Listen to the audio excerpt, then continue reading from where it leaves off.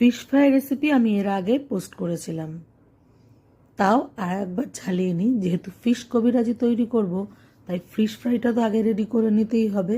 ভেটকি মাছের ফিলেট পরিষ্কার করে ধুয়ে নুন আর লেবুর রস মাখিয়ে রেখেছি। সেই সঙ্গে ধনেপাতা, পুদিনা পাতা, কাঁচা লঙ্কা, লেবুর রস দিয়ে একটা ফাইন স্মুথ পেস্ট রেডি করে নিয়েছি। আর এখন মাছের গায়ে ওই পেস্ট, আদা বাটা আর রসুন বাটা মাখিয়ে নিলাম।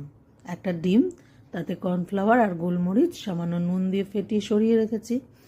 এখন এই ফিলেটটা প্রায় 1 ঘন্টা মতো ম্যারিনেট করে রেখে তারপর ফ্রিজ থেকে বার করে নিয়ে এই ডিমের গোলায় ডুবিয়ে বিস্কুটের গোড়ায় কোট করে রেডি করে রেখেছি। আবারও ফ্রিজে 1 ঘন্টা সেট হতে দিয়ে গরম তেলে ভেজে নিয়েছি ফিশ ফ্রাইগুলো। পরের ভিডিওতে ফিশ কবিরাজির রেসিপি পোস্ট করছি। সকলে সুস্থ থাকবেন, ভালো থাকবেন। আর হ্যাঁ, ফিশ ফ্রাই আর ফিশ কবিরাজি